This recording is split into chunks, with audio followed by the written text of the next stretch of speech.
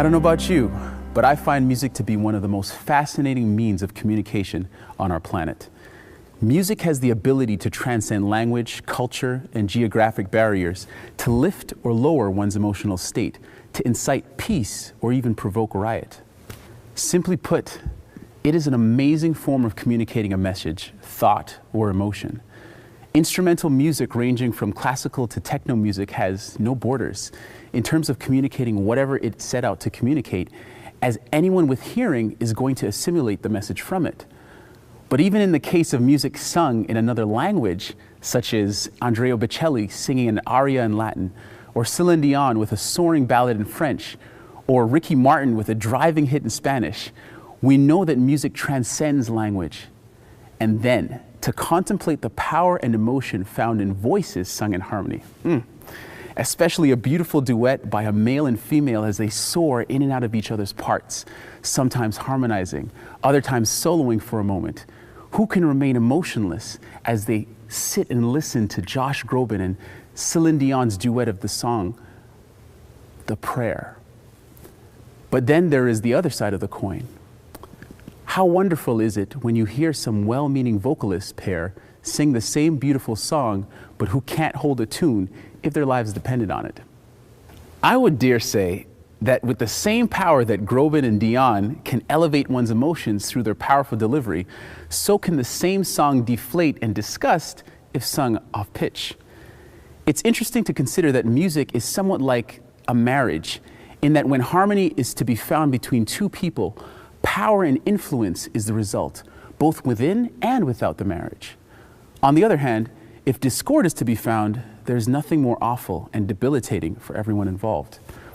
Without expounding any more on that metaphor, let's listen in as speaker Doug Batchelor talks to us about the power or discord that comes out of either a great or a bad marriage. Our message for today, and it's going to be maybe a 2 or 3 part message, is going to be called Together for Life. Together for Life, Bible Keys for a Happy Marriage. In our world today, divorce is epidemic.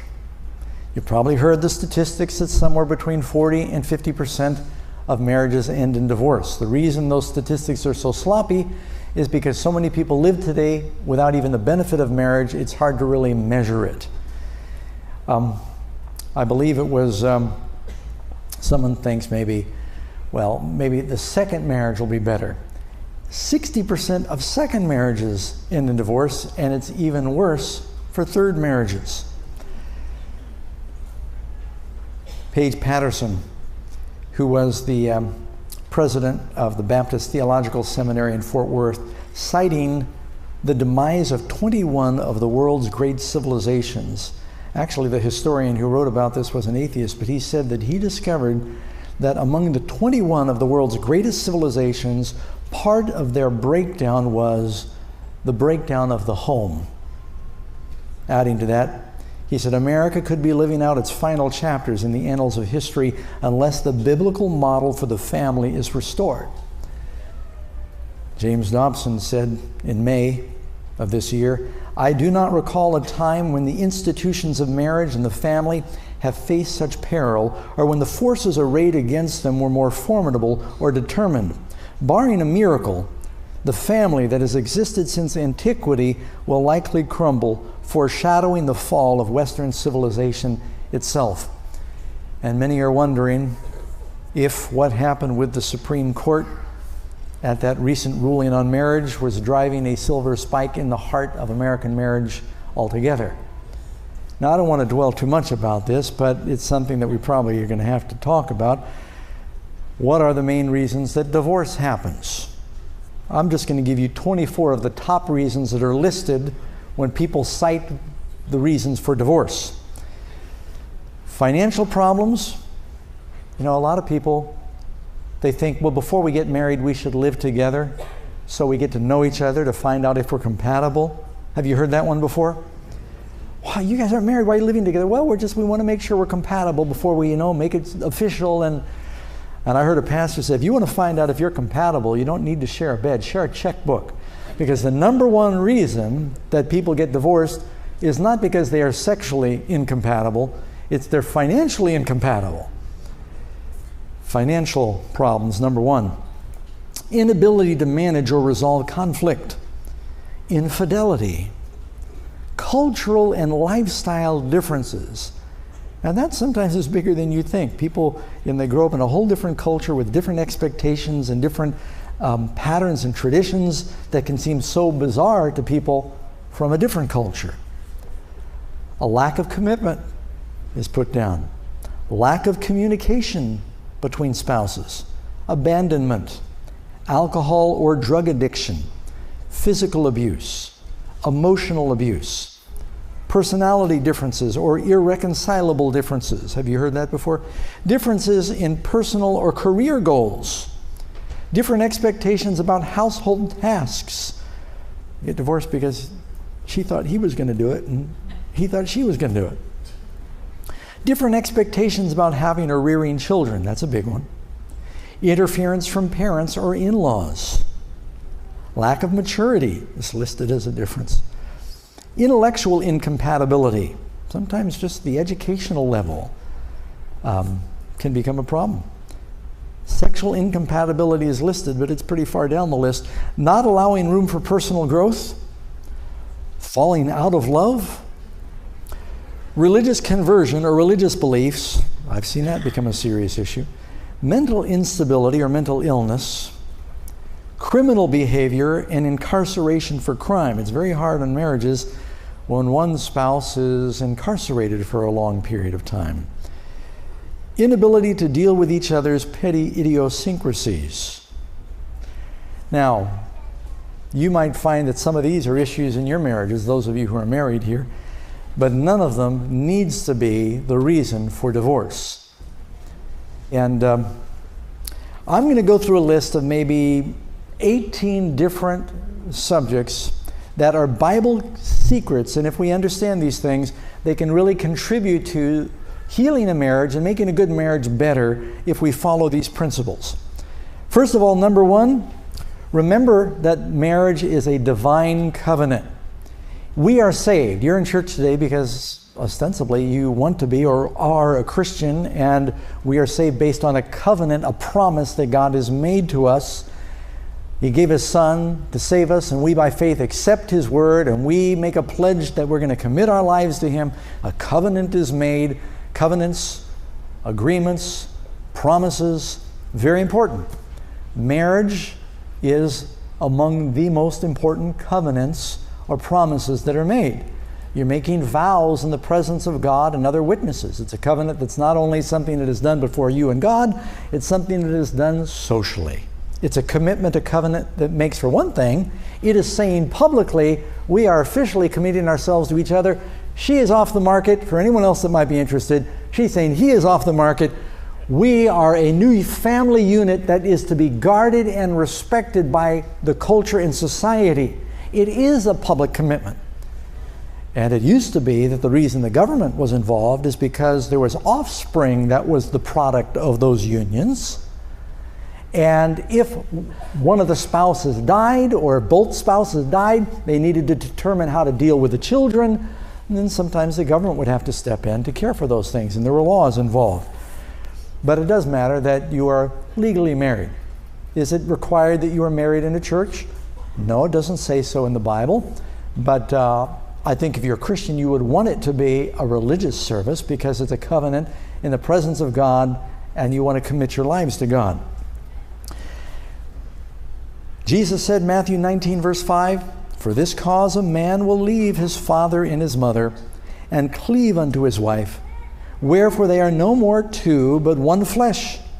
Wherefore what God has joined together, let not man put asunder." And the disciples came to Jesus and they said, well, Moses, he gave us a law about divorce and how we accomplish a divorce. And you're teaching something different. Jesus said, yes, because of the hardness of your hearts, Moses made those laws. They actually had a law that by the time of Christ, a man could divorce his wife if she burned his food. I mean, they kept expanding what the excuses for divorce were because of the hardness of hearts. And God says, I hate divorce. And that translates about the same in any version of the Bible that you have. Now, I know that a lot of people here are affected by this, and I need to let you know there are times when biblically it is appropriate to divorce. As much as God hates divorce, it was God who told Abraham to divorce, put away Hagar. Of course, he had one wife too many at the time. He had to deal with that. But look at all the heartache that it brought. It's dangerous to go into marriage thinking that divorce is an option, because if you in the back of your mind even think it, then you can end up having problems. Some people look at divorce as an escape hatch. I'd like to recommend, if you're a Christian, shut the hatch, weld it, lock it, throw away the key. Amen. As soon as you know it's not an option, and you realize that you're on a deserted island with this person called your husband or your wife, you got to get along. Then you start doing your best to make the best of it. Now, again, I recognize there are some even biblical grounds for divorce. Do you know what they are? There are two reasons that are really given in the Bible when it's appropriate to divorce, and not just divorce, because you can separate. You know, if there's abuse in the marriage, you should separate. But to divorce, often people are thinking divorce is designed to put them back on the market so they can remarry. One is for the cause of fornication, Jesus said. If one spouse or the other violates those sacred vows and commits that intimate act with another person, they biblically have grounds, they have broken the covenant, they have grounds to divorce and then to remarry. It doesn't mean they have to. Nowhere is Jesus saying that you have to divorce. Reconciliation is always much better. And let me ask you, does the Bible sometimes use the expression that the Lord is our husband, the church is the bride? Does God say that sometimes his people, whether it was Israel or the church, has played the harlot and committed adultery? Does the Lord forgive? Read the book of Hosea and take her back. If there has been infidelity, it doesn't mean you have to get divorced. And I told you there are two reasons. In 1 Corinthians chapter 7, another example is given. And Paul is talking to pagans. There are people out there, they worship the Greco-Roman array of gods. And one of them accepts Jesus. Let's suppose the wife then accepts Jesus. And the husband says, I didn't sign up for this. I don't want to be a Christian. I don't want to follow your laws. I'm leaving. If that husband abandons the wife because she has accepted Jesus, they both got married as pagans, then Paul says she is free in that regard. Let him depart. But she says, if your husband is willing to stay married, that the husband might be converted by the behavior and conversation of the wife, or vice versa. But that was sort of a second clause where Paul said, in the event that you've got two pagans, that one of them converts, and the pagan spouse says, well, I'm leaving, does that mean now the person who's newly converted can never remarry? No. Paul says they're not under bondage in such cases. So I just want to make sure that people understand that was a specific scenario that Paul is talking about there. So, marriage has to be a covenant where you stick with a person in sickness and in health. I remember hearing about this lady that was at her husband's bedside in the hospital as he was kind of slipping in and out of a coma during what was to be his final illness. And during one of his lucid moments, she was at his side. And he said, honey, she drew close when he was talking. He said, I remember, you've always been at my side. And he said, when I lost my job, you were there. When the business failed, there you were. He said, when I broke my leg, you were there. He said, when I got sick, you were there. He said, you know, dear, I just wanted to tell you, I realized something. She drew close and her eyes were all misty. He said, I think you're bad luck.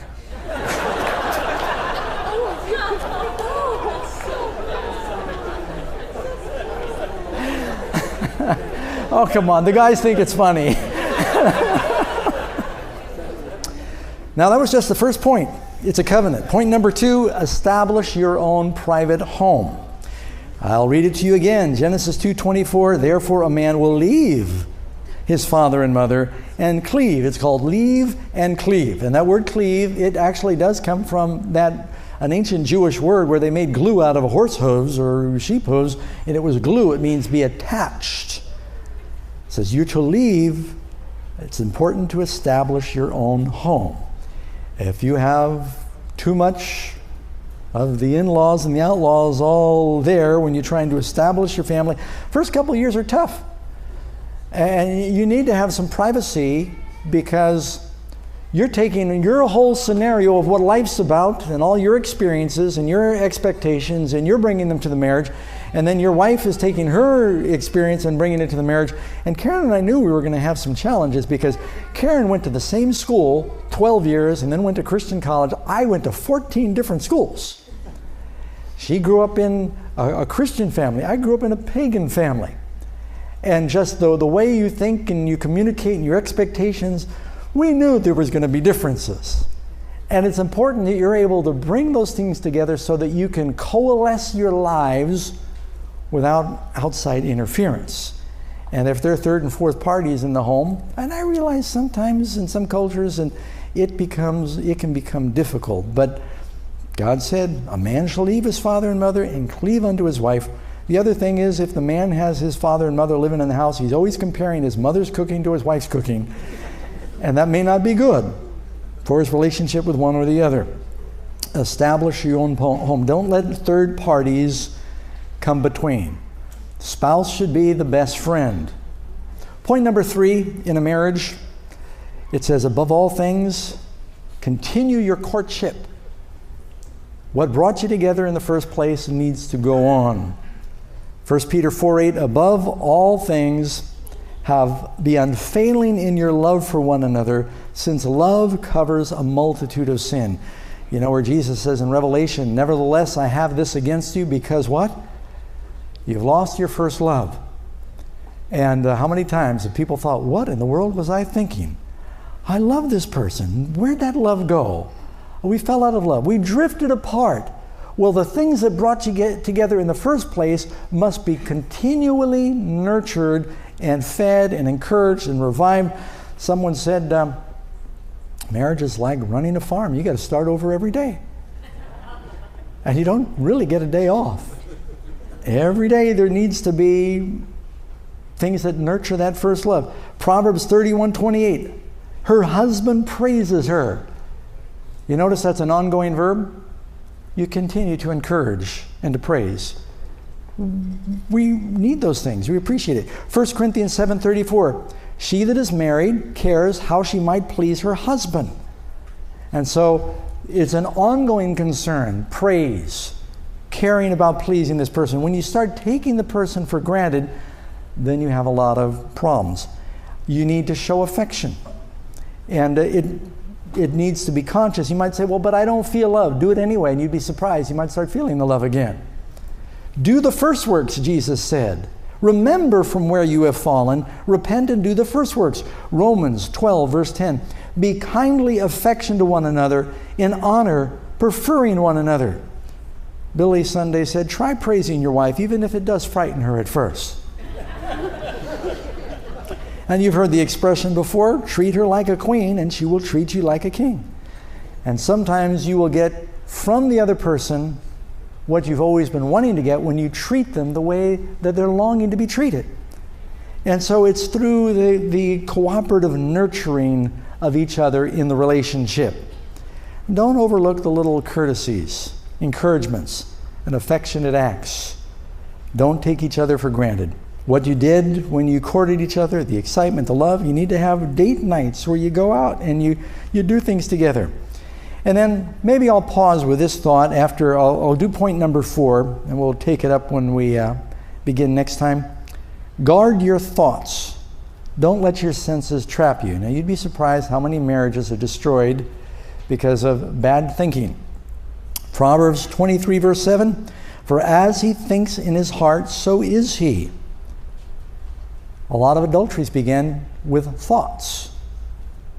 You know, one of the number one things that contributes to divorce, it may not be the act of adultery, but it's mental adultery that's happening either through pornography on the internet or soap operas on television. And I'm not saying they're exactly the same thing, but When every day a wife or a husband, it's not typically the husband, is watching other people vicariously having affairs, then you're rejoicing in those that do it. It's something that's happening in the thinking. And what's happening is people looking at these unreal images on the internet, on TV, on their computer, or television programs that are giving a counterfeit Hollywood version of what marriage is supposed to be, and totally unrealistic, sappy love stories that are so far-fetched from any real life that people can start to be dissatisfied and think, yeah, they got some debonair actor that's just, he's the most thoughtful guy in the world, and he's doing all these things, he's so romantic, and he's got lots of money and fancy cars, and he always looks buff and working out, and it's just every hair is in place, and how can you compete with that?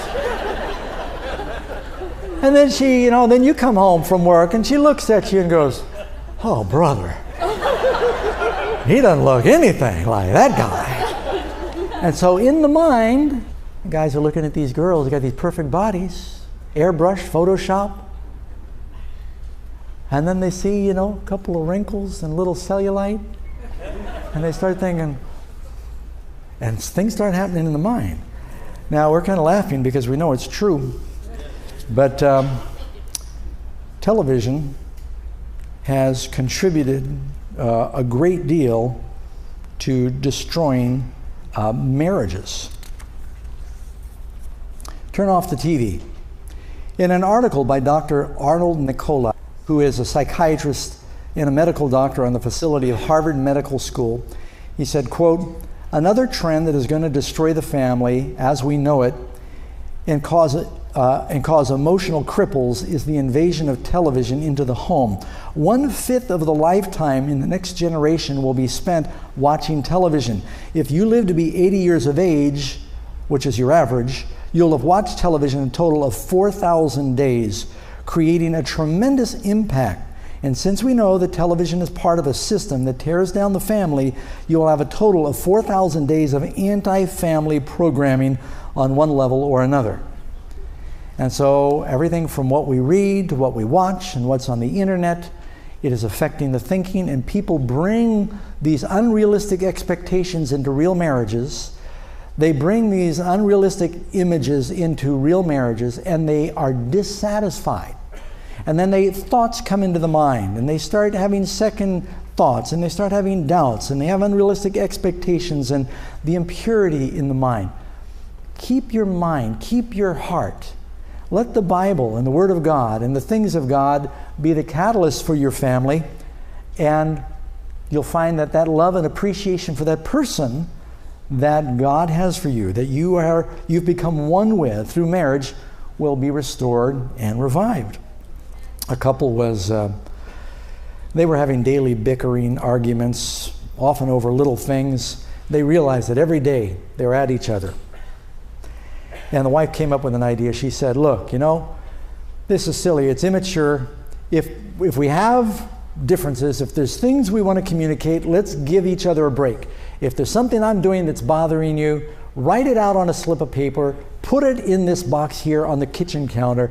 If I've got something, I'll write it down, I'll put it in the kitchen counter. At the end of a month, then we'll talk through it, we'll have one big argument and get it over with.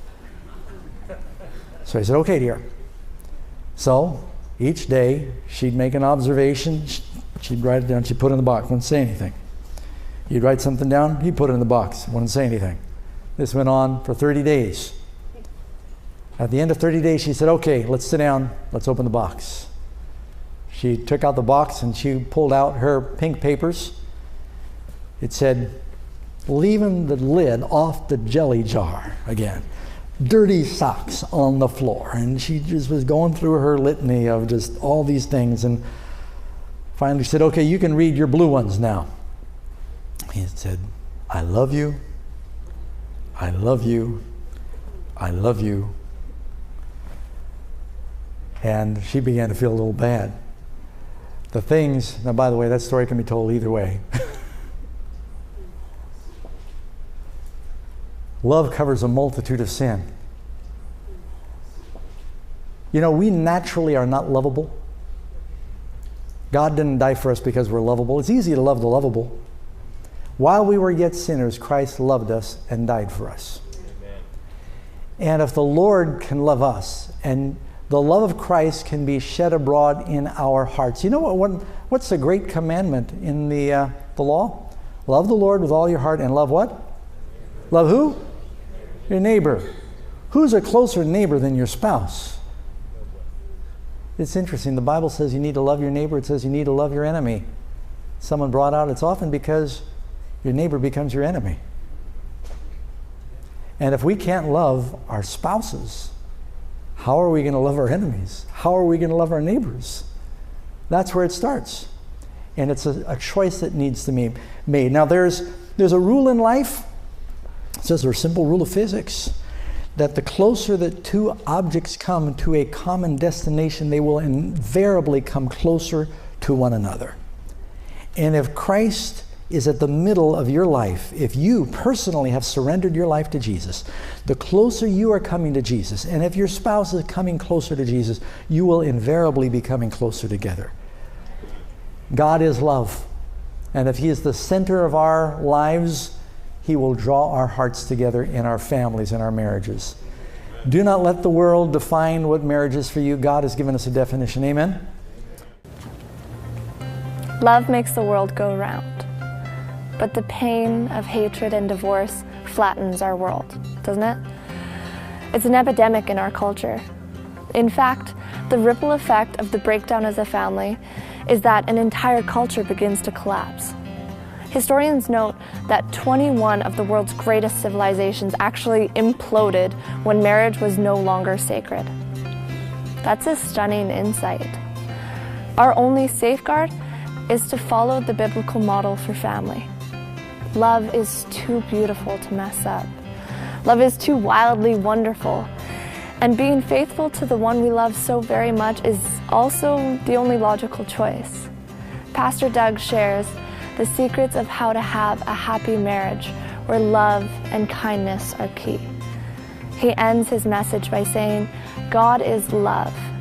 And if He is the center of our lives, He will draw in our hearts together and our families and in our marriages. Do not let our world define what marriage is for you. God has the definition. This is your opportunity to take advantage of this week's special offer. Just call the toll-free number on your screen and be sure to note the offer number when you make the request.